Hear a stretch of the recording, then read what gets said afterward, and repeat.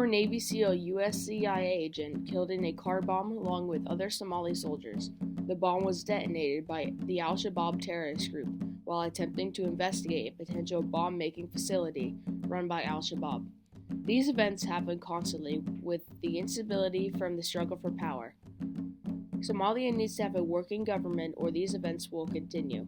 Even after the bad circumstances, there are still many beautiful parts to my country, including pottery, traditional music, and agriculture. After almost 3 decades of war and crime in Somalia, we have gotten nowhere in making a better place for the next generations, and I want to change that. Hello, my name is Aiden Mohammed. I'm a 13-year-old Somali boy. I live in a cylindrical hut with a conical thatched roof that leaks on the few days of the year it rains. I mainly eat goat, beef, lamb, and sometimes chicken, and most meals are served with rice. My family is a low-income family with very little money to spend after paying for essentials. My family makes $350 per year, which is just over the average per capita income, which is about $315 per year, and the whole country's GDP being $4.712 billion. The per capita income in Somalia compared to the US is $315 to about $63,000 per year. This is a massive difference, showing how poor my country really is, while the homeless rate in the US is still very high. I supply food for my family by farming due to my father being a soldier since I was 10 years old.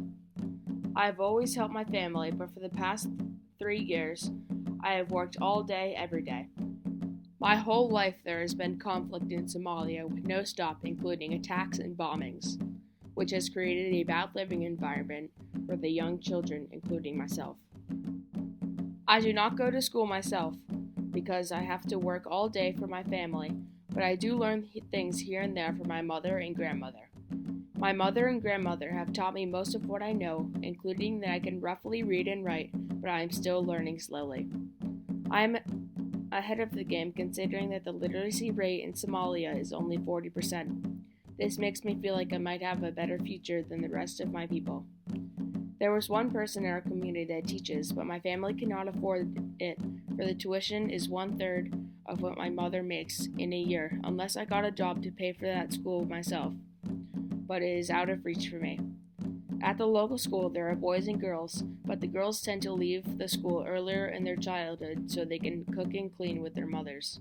The average life expectancy at birth is 56 years, requiring the kids to be taught by their parents before the parents die of a number of causes, including lower respiratory infections being the number one cause of death in Somalia, along with diarrheal diseases. Along with Somalia being a war-torn country, there is also another side to its history, for being known for looting and pirates. Somali pirates steal from large ships on the open water to steal the goods and expensive materials on board. In 2010 to 2014, there was 358 Somali pirate attacks, but since then there has only been 8.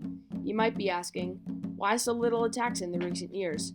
Well, that's because the pirate leaders currently hold more power than the whole Somali government itself, making the pirates not need more riches to stay powerful. The last major pirate attack was in 2017, when 6 pirates attacked a very large oil vessel going from Djibouti to Somalia's capital. The pirates were successful in the end.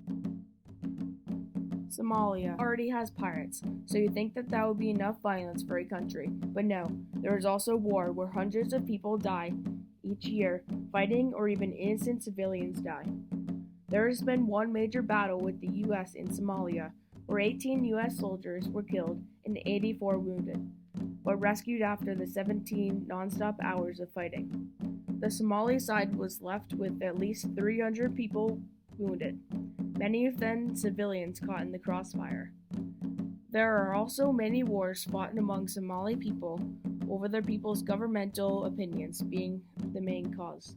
Eventually, I will go to war myself, like my father, if nothing is changed soon.